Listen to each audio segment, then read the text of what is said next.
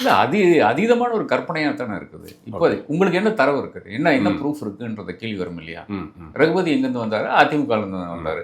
அப்போ ஒருவேளை ரகுபதிக்கு ஏதோ பிரைவேட் இன்ஃபர்மேஷன், அதிமுகவில் இருக்கின்ற நபர்கள் தலைவர்கள் வந்து யாராச்சும் பேசியிருப்பாங்களோ, இல்லை செங்கோட்டையன் கூட இருக்கிற நபர்கள் பேசியிருப்பாங்களோ நமக்கு தெரியாது.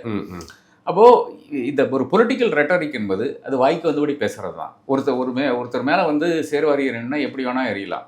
இப்போ அவன் மலையாளத்தான், அவன் தெலுங்க, இப்படின்னு எல்லாம் வந்து திமுக தலைவர்கள் மேலே காலாகாலமாகி வந்து அந்த இது வந்து கொண்டே இருக்குது. அதே மாதிரி ஒரு விஷயமாக தான் பார்க்கிறேன் நான். ஆனால் எங்கே பிரச்சனை வருதுன்னு பார்த்தீங்கன்னா, செங்கோட்டையன் எதுக்கு அமித்ஷா சந்தித்தார் என்ற அந்த விஷயம் வந்து நிச்சயமாக ஒரு பிரச்சனையாகத்தான் இருக்குது. அது ஃபர்ஸ்ட் என்ன சொன்னார், ரிஷிகேஷ் போகிறேன், மன உளைச்சலில் இருக்கேன் அப்படின்னு சொல்லிட்டு அந்த பொய் எதுக்கு சொன்னார்? ஓகே, அதாவது 77 வயசான ஒரு மனிதர், 50 வருஷத்துக்கு மேலே அரசியல் வாழ்க்கை, 9 முறை வந்து எம்எல்ஏ இருந்த ஒரு நபர், இவ்வளோ சீனியாரிட்டி இருக்கிற நபர் வந்து எதற்காக பொய் சொல்கிறார்ன்றது, அதுவும் பச்சையாக போய் எல்லா அரசியல்வாதிகளும் போய் சொல்லுவார். நமக்கு தெரியும் பல விஷயங்கள் வேலையை கூறவே முடியாது, அது நமக்கு தெரிஞ்ச விஷயம்தான்.